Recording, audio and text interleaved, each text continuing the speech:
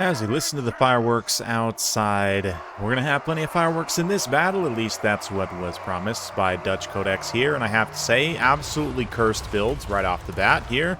I see multiple flame cannons. We've got some flame iron drakes, rather, plus a trollhammer torpedo here with a thane, 2 flame cannons, regular cannon. Up in the sky, looks like some steam gyros, just one of them.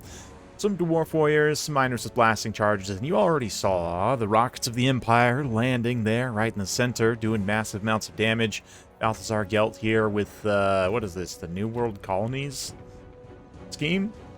Wild. Anyway, we've got some Knights of the Blazing Sun, 2 of them, Hawk with long rifles and a Hellstorm rocket battery. Double that to the Sun Maker, second long rifle here as well. Kind of hard to see, honestly, on this terrain.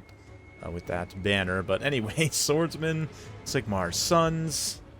Yeah, very interesting build. I mean, the Empire side is somewhat standard, no great swords, but you do have the rockets, right? You got Balthazar here. Oop, is my game gonna crash from opening the panel here? Nope. Okay. But let's see how it goes. The long rifles, definitely good anti-infantry, great addition in this matchup always, and rockets definitely making their presence felt, winning the artillery duel already against the flame cannons and contributing nicely against the regular cannons, who likewise not particularly trading well. It is just the one cannon here trying to trade against all this long range. The other flame cannon here hasn't been traded out yet, but does pull up close. Ooh, let's see. I'm curious on the artillery trade here. Okay, so if you can get the flame cannon in range, did seem to do some pretty good damage there, and looks like he blew up most of the, well, 2 of the rockets at least. Does rout the artillery crew. Okay, so, artillery for artillery trade, maybe that's worth it, but you do have to factor in the value of the lost flame cannon as well. Hard to say, but we'll keep that in the background as the Knights' grenade launchers kind of come threaten here. Yeah, the Dwarven flamethrowers going to turn and shoot. Iron Drakes just absolutely roasting grenade launchers. They are not meant to be taking that kind of damage. Speaking of fire, we got the Knights of the Blazing Sun also wheeling up and around here. What are they going to charge? Who knows? Thought they were going to maybe go after that cannon there and finish them off, but instead they're turning to maybe go after these Iron Drakes. The Trollhammer torpedoes would be great anti-large against them, but right now they're focused on trying to snipe Balthazar, as both the Hawkland long rifles staying safe in the back line, the miners failing to get deep in those lines. Let's see, Balthazar safely getting himself into melee. I say safely, the cannon actually doesn't care at all about firing into Dwarven melee engagement. Very un-Dwarven-like, but there you go. Does clap a few of those swordsmen as well. A little kind of very edge case Searing Doom. Doesn't do a whole lot of damage, but it's kind of there. And more importantly for the Empire, they've still got all their long-range tools online. I say all, most of their long-range tools online. Balthazar's getting the works, but the cannon's staying mostly safe in the back line, actually being protected by the Iron Drakes, which is very interesting. We've got the gyros out there as well. Looks like they just chased something off, but Knights of Blazing Sun moving through, damaging that tough Dwarven infantry. And, I mean, honestly, few factions can really point to their infantry as the win condition. Obviously, Dwarfs are one of those in many cases. We've got these Norbrimling's Ironbreakers here who are going to be exceptionally tough to take out. Even as the rest of, like, the Dwarf Warriors and Miners kind of, you know, as long as they stay together and stay supported, they'll stay safe. But the ones that get strung out and kind of separated do get mostly mauled here. The guns continuing to turn and shoot whatever comes close. So the Empire being able to outshoot the Dwarfs right now. Yeah, I can't help but think if those flame cannons would have just been regular cannons from the outset, take the extra value, get an extra unit or two. Hard to say.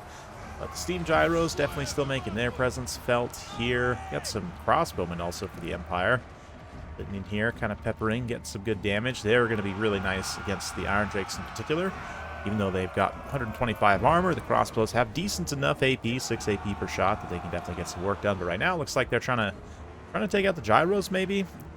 Crossbows, of course, are not guns, and therefore will have a much harder time shooting flying units. That is one benefit, even though guns often have line of sight issues. They generally are much better shooting flying units because much faster missile speed and that flat trajectory. But Knights of the Blazing Sun mauling some Dwarf Warriors here. The Iron Drakes failing to extricate themselves in a meaningful way. Oh, maybe. Swordsmen are kind of mixed in here, but Balthazar actually gets staggered there. And it looks like he pulled up at exactly the wrong position. Just going to get absolutely filled with missiles here.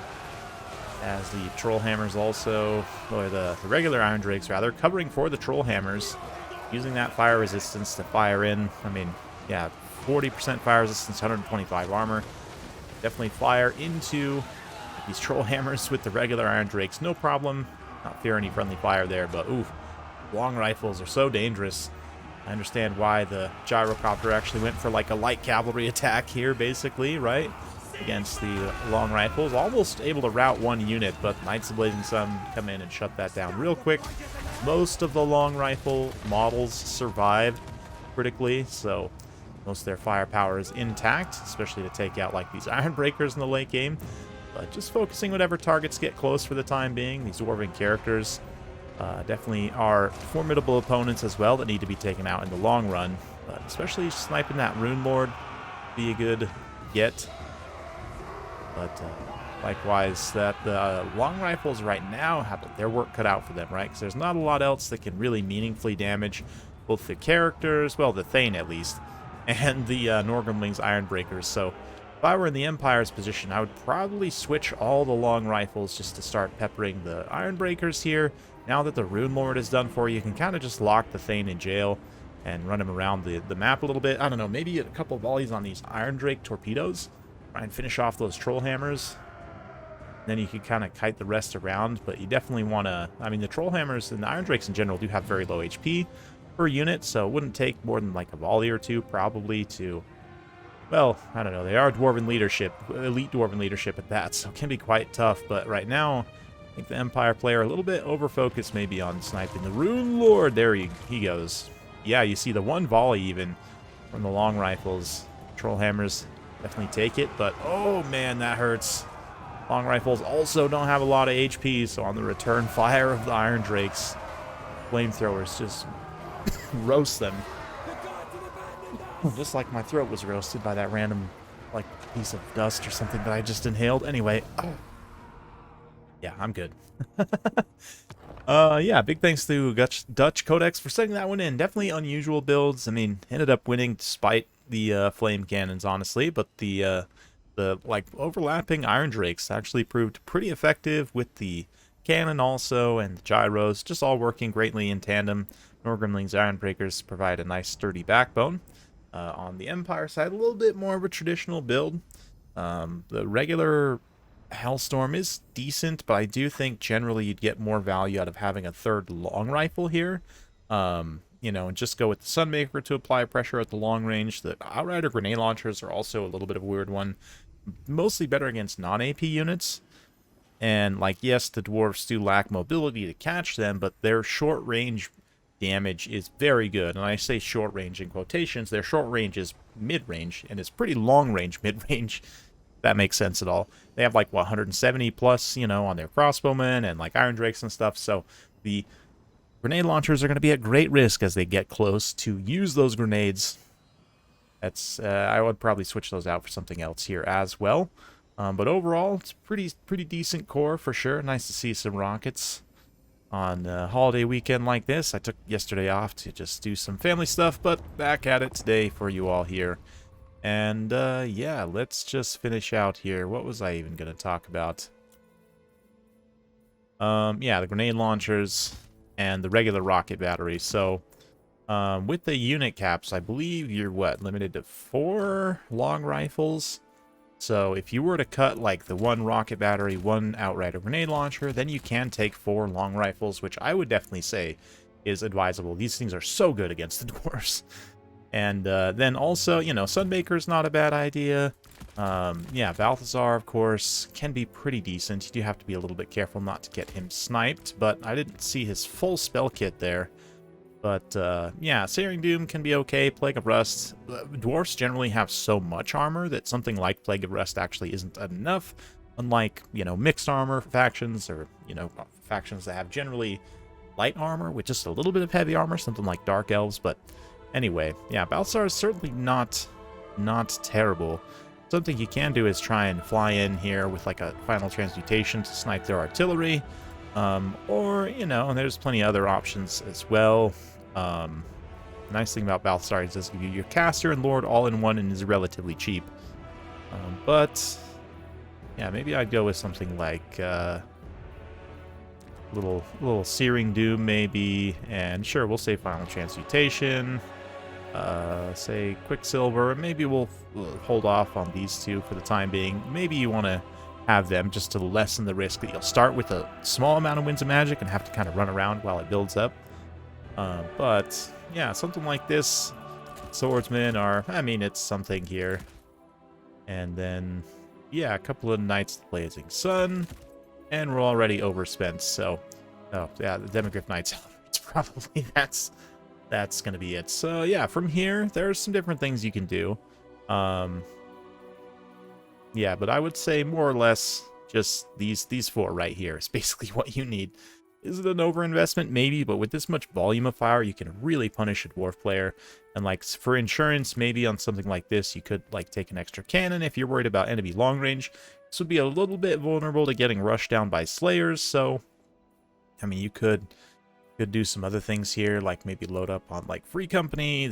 Although they're going to be great against the Slayer Rush, although not so great against the armor, right? So it's kind of a tricky situation as to what you should do. You could take a couple Flagellants, although they're just not great in this matchup.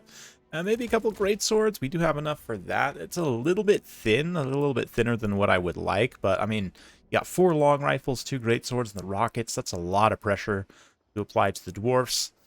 A little bit more vulnerable to gyros maybe with this particular setup, but I don't know. Let me know your guys' thoughts in the comments down below. This has perennially been a cursed matchup for the Empire, pretty much until their most recent DLC gave them the tools that they actually needed to compete, sometimes win in this matchup.